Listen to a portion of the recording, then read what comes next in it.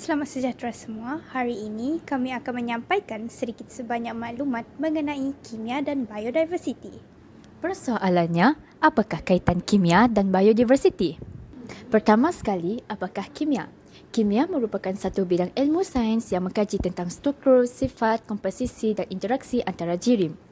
Kimia juga ialah sains fizikal yang melibatkan kajian pelbagai atom, ion, molekul, habla dan bentuk jirim lain sama ada dalam bentuk unsur, sebatian atau campuran yang menyertakan konsep tenaga dan entropi berkenaan dengan kespontanan proses kimia.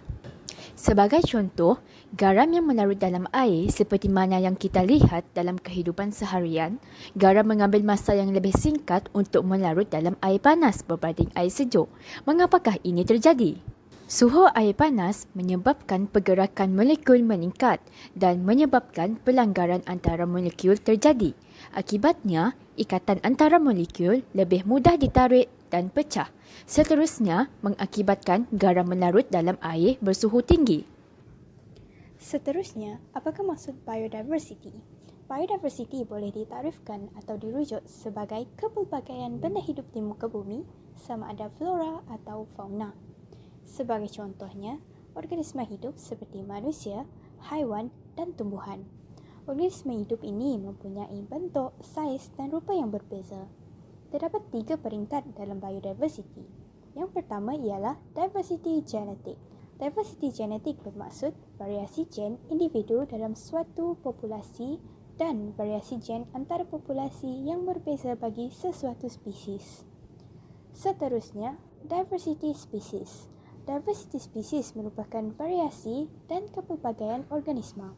Akhir sekali, diversity ekosistem yang bermaksud berbagai habitat community biosis dan proses ekologi dalam ekosistem di daratan, lautan dan persekitaran akuatik.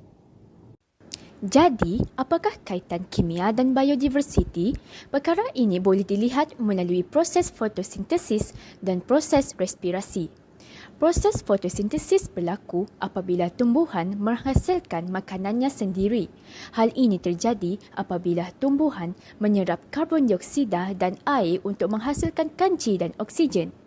Pada masa yang sama, tumbuhan juga menyerap ion-ion mineral sebagai nutrien kepadanya. Contohnya, ion nitrogen, ion fosforus, ion sulfur dan ion kalium. Oleh itu, oksigen yang terhasil akan digunakan pakai oleh hidupan lain seperti manusia dan haiwan untuk melakukan proses respirasi. Proses ini berlaku apabila hidupan lain perlu menghasilkan tenaga, karbon dioksida dan air. Jadi, hasil respirasi ini iaitu karbon dioksida akan digunakan kembali oleh tumbuhan untuk melakukan proses fotosintesis. Hal ini menjadi satu kitaran yang mengaitkan kimia dan biodiversity.